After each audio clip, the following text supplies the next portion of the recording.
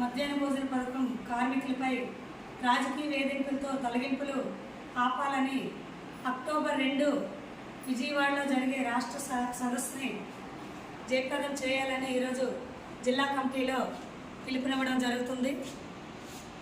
ఈరోజు మధ్యాహ్న భోజన కార్మికులు గత 20 సంవత్సరాల నుంచి పనిచేస్తున్నారు. ఇప్పుడు ఈ ప్రభుత్వం వచ్చిన తర్వాత విపరీతంగా రాజకీయ వేధింపులతో అనేక దగ్గరలో వర్కర్ని తొలగిస్తూ ఉన్నారు. ఆ తొలగింపులు మానుకోవాలని చెప్పేసి, అలాగే మధ్యాహ్న భోజన కార్మికులకు 10,000 రూపాయలు వేతనం ఇవ్వాలని, అలాగే ఈరోజు డొక్కా సీతమ్మ మధ్యాహ్న భోజన పథకం పేరుతో నడుస్తుంది.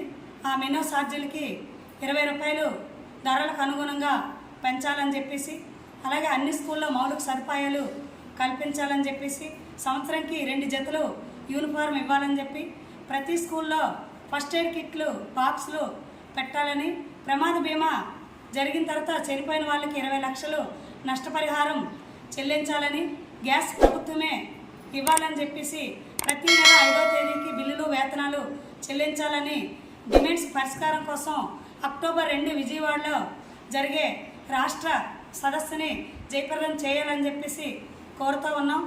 మధ్యాహ్నం భోజన పథకం పెట్టి 24 సంవత్సరాలు కావస్తుంది. కనీసం ఈ పథకం నుంచి అందరూ వచ్చే అధికారులందరూ కూడా అడగడం అనేది జరుగుతుంది, కానీ కార్మికులు ఎవరు కూడా పట్టించుకున్న ప్రయత్నం అయితే ఏ ప్రభుత్వం వచ్చినా కనీస వేతనాలు ఎంత అనేది కూడా కాకుండా ఈ మెనూ ఇలాగ పెడుతున్నారు అలాగ పెడుతున్నారని అన్ని ప్రభుత్వాలు వచ్చి అడగడం అయితే జరుగుతుంది. కానీ కనీసం ఇప్పుడు పెరిగిన ధరలకు కూడా మెనూ ఛార్జీ పెంచుతామనేసి ఏ ప్రభుత్వం చేయట్లేదు.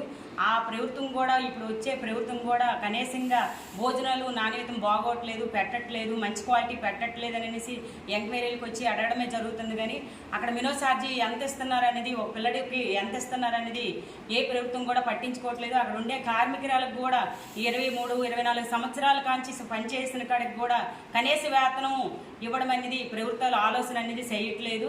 కనీసంగా అక్కడ ఏ ప్రమాదం జరిగినా కనీసంగా ఆ కుటుంబం నష్టపోతుంది, కానీ ఆ కుటుంబం నష్టపోతుందని కూడా ఏ ప్రభుత్వం కూడా ఆలోచించే ప్రయత్నాలు అయితే చేయట్లేదు.